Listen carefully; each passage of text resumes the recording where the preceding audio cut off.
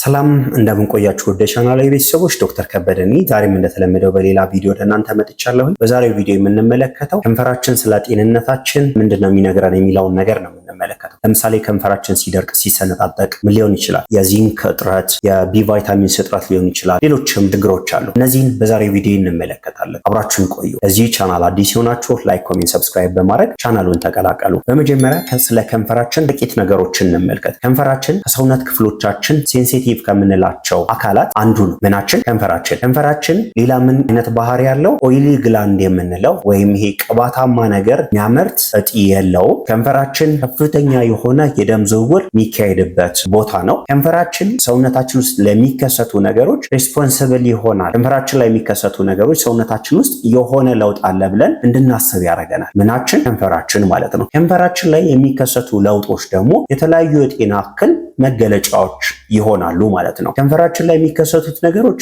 ምንድናቸው? የምንስ እጥረት ናቸው? ምንድነው መፍትሄዎቻቸው? የሚለውን ነገር በስፋት እንመለከታለን። በመጀመሪያ ከንፈራችን ሲሰነጣጠቅ ሲደርቅ ምንድነው የሚለውን ነገር፣ የምን እጥረት ነው የሚለውን ነገር እንመልከት። ከንፈራችን ሲደርቅ ሲሰነጣጠቅ የምን እጥረት ሊሆን ይችላል? የዚንክ እጥረት፣ የቢ ቫይታሚን እጥረት፣ የኦሜጋ 3 ፋቲ አሲድ እጥረት፣ ውሃ በስርዓቱ ባለመጠጣታችን ምክንያት፣ አንዳንዴ ደግሞ በምላሳችን ከንፈራችንን በተደጋጋሚ በማራሳችን ምክንያት፣ በመብላታችን ምክንያት የሚከሰት የከንፈር መድረቅ፣ የከንፈር መሰነጣጠቅ ሊሆን ይችላል ማለት ነው። እነዚህ ከላይ የጠቀስናቸው ንጥረ ነገሮች እነማ? እነ ዚንክ፣ እነ ቢ ቫይታሚንስ፣ እነ ኦሜጋ 3 ፋቲ አሲድ ለከንፈራችን ያላቸው ተግባር ምንድነው የሚለውን ነገር እንመልከት። ዚንክ እና ቢ ቫይታሚንስ ለምን ይጠቅማሉ? ቆዳችን ራሱን ሪፔር እንዲያደርግ ወይም እንዲጠግን ያደርጋሉ። ቆዳችን ሞይስቸራይዝድ እንዲሆን፣ የከንፈራችን ቆዳ ሞይስቸራይዝ እንዲሆን ወይም እርጥበት አዘል እንዲሆን ያደርጋሉ። ኦሜጋ 3 ፋቲ አሲድ ደግሞ የሚያደርገው ነገር ምንድነው? የከንፈራችን ቆዳ ላይ ብግነት እንዳይከሰት፣ የተለያዩ ኢንፍላሜሽኖች ወይም መቆጣቶች እንዳይከሰቱ ምን ማድረግ ይችላል? መከላከል ይችላል ማለት ነው። እነዚህ ከላይ የጠቀስናቸው ንጥረ ነገሮች ለከንፈራችን ይህን አክል ጠቀሜታ ይሰጣሉ። ስለዚህ የከንፈር መድረቅ መሰነጣጠቅ ያለበት ሰው ምንድነው ማድረግ ያለበት? ማድረግ ያለበት በመጀመሪያ ምንድነው? በዚንክ የበለጸጉ ምግቦችን መመገብ። ለምሳሌ የዱባ ፍሬ መመገብ፣ እንቁላል መመገብ፣ የተለያዩ ጥራጥሬዎችን መመገብ፣ የባህር ምግቦችን መመገብ የዚንክ መጠናችን ከፍ እንዲል ያደርጋል። ሌላ የኦሜጋ 3 ፋቲ አሲድ መጠናችን ከፍ እንዲል ምን መመገብ ነው? ተልባ መመገብ፣ ወልነት መመገብ። ሌላ ደግሞ ውሃ በስርዓቱ መጠጣት በጣም አስፈላጊ ነገር ነው ማለት ነው። ምንን ለመከላከል? የከንፈራችንን መድረቅ፣ የከንፈራችንን መሰነጣጠቅ ለመከላከል ማለት ነው። ይሄ የመጀመሪያው የከንፈር ላይ ችግር ነው። ሁለተኛው ከንፈራችን ላይ የሚከሰተው ችግር ምንድነው? ከንፈራችን ዳርዳሩ ላይ ምን ማድረግ? መሰነጣጠቅ ወይም መቁሰል ነገር በሚኖርበት ሰዓት ላይ የተለያዩ የጤና እክሎች መገለጫ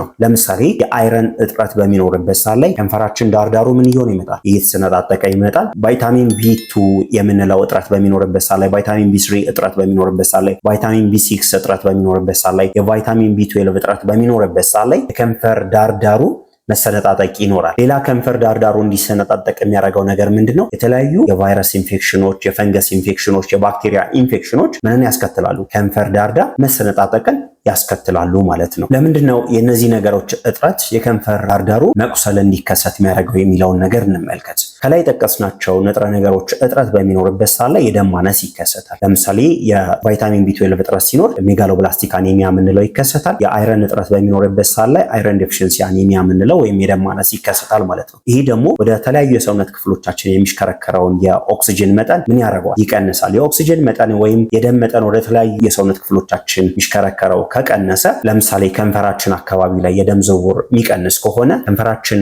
ከተጎዳ ያ መጠገን አይችልም። በዚህ ምክንያት እዛ ቦታ ላይ ምን ይከሰታል? ኢንፍላሜሽን ወይም ብግነት እንዲከሰት ያደርጋል። የከንፈር ዳርዳር እንዲቆስል ያደርጋል ማለት ነው። ይህን ችግር ለመፍታት የተለያዩ መንገዶች አሉ ምንፈታበት ማለት ነው። የአይረን እጥረት ሲኖር በአይረን የበለጸጉ ምግቦችን መመገብ ነው። ለምሳሌ ምንድናቸው? ቀይ ስጋ፣ ጉበት፣ የተለያዩ ጥራጥሬዎችን፣ ምስር በመመገብ የአይረን መጠናችንን ከፍ ማድረግ እንችላለን። ሌላኛው ደግሞ የቢ ቫይታሚን እጥረት እንዳይኖር የተለያዩ የወተት ተዋጽኦችን መመገብ፣ እንቁላል መመገብ። እነዚህን በምናደርግበት ሰዓት ላይ ቢ ቫይታሚንሶችን ማግኘት እንችላለን ማለት ነው። እነዚህን ምግቦች በምንመገብበት ሰዓት ላይ አብዞርቤሽናቸው ወይም ወደ አንጀት የመመጠጥ ሁኔታው ጥሩ እንዲሆን ምን ማድረግ አለብን? በቫይታሚንስ የበለጸጉ ምግቦችን መመገብ። ለምሳሌ ቃሪያን መመገብ፣ ሲትሪክ ፍሩት የምንላቸውን ሎሚ፣ ብርቱካን፣ እነዚህን በመመገብ ምን ማድረግ እንችላለን? የአይረን አብዞርቤሽን ወይም የእነዚህ ንጥረ ነገሮች አብዞርቤሽን መጨመር እንችላለን። በእነዚህ ንጥረ ነገሮች እጥረት የሚመጣውንም የከንፈር ላይ ችግር ማስቀረት እንችላለን ማለት ነው። ይሄ ሁለተኛው የከንፈር ችግር ነው። ሶስተኛው የከንፈር ችግር ምንድነው?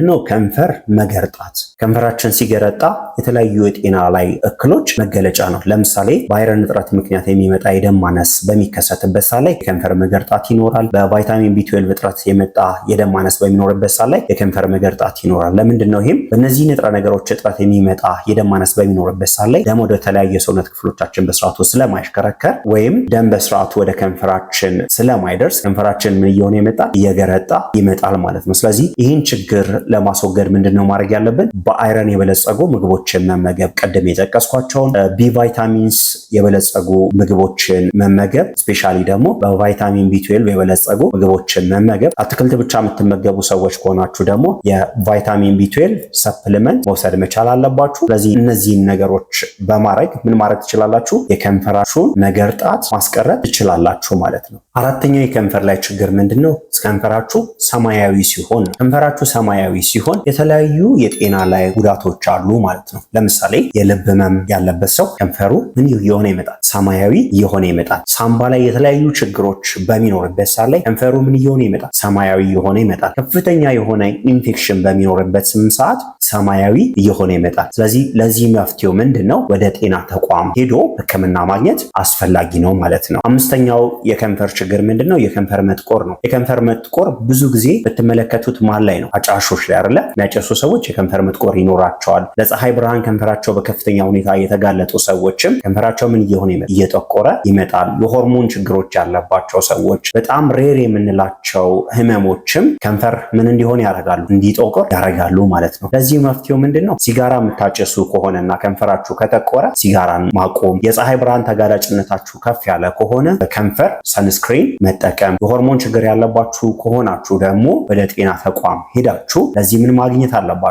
መፍትሄ ማግኘት መቻል አለባችሁ ማለት ነው። ስድስተኛው ከንፈራችሁ የማቃጠል ሁኔታ ካለው፣ የመቆጥቆጥ የመጠቅጠቅ አይነት ስሜት ካለው የተለያዩ የጤና መገለጫዎች ናቸው። ወይም የተለያዩ የጤና ችግሮች በሚኖርበት ሰዓት ላይ እንደዚህ አይነት ችግር ይከሰታል። ለምሳሌ የቢ ቫይታሚን እጥረቶች በሚኖርበት ሰዓት ላይ ከንፈር ላይ የማቃጠል ስሜት፣ የመቆጥቆጥ ስሜት፣ የመጠቅጠቅ አይነት ስሜት ይከሰታል። ሌላኛው የተጠቀማችሁት ሊፕስቲክ ሊሆን ይችላል፣ ቻፕስቲክ አለርጂ ነገር አስከትሎ በሱ ምክንያት ሊሆን ይችላል። ወይም ይሄ በተለምዶ ምች የምንለው አለ አይደለ? ሄርፐስ ሲምፕሌክስ የምንለው በሱ ምክንያት የመጣ መጠቅጠቅ ሊሆን ይችላል ማለት ነው። ስለዚህ መፍትሄዎቹ ምንድናቸው? በቢ ቫይታሚንስ እጥረት ምክንያት ከመጣ በቢ ቫይታሚንስ የበለጸጉ ምግቦችን መመገብ፣ እነዚህ በተቀባናቸው ነገሮች ከሆነ እነዚያ የተቀባናቸውን ነገሮች ማስወገድ መፍትሄ ነው ማለት ነው። ስለዚህ ይሄን በማድረግ ከንፈራችሁ ላይ ማቃጠል ስሜት፣ መቆጥቆጥ ስሜት ካለው ማስወገድ ትችላላችሁ ማለት ነው። በአጠቃላይ የከንፈራችሁን ጤንነት ለመጠበቅ አመጋገባችሁ ወሳኝነት አለው። ቅድምም ብያችኋለሁ። በጣም ጥቃቅን የምንላቸው ንጥረ ነገሮች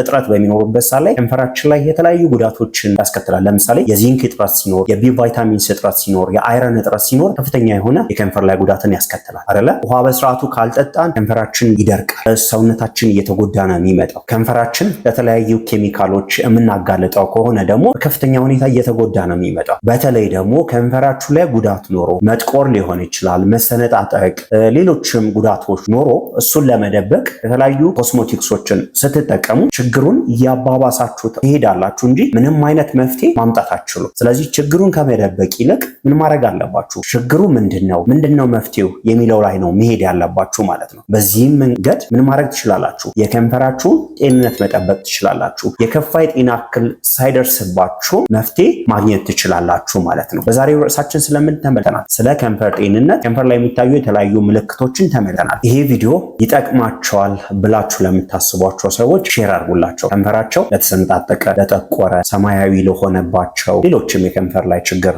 ላለባቸው ሰዎች ሼር አድርጉላቸው። አብራችሁኝ ስለነበራችሁ ከልብ አመሰግናለሁ። ሰላም ቆዩልኝ። ሰላማችሁ ይብዛ።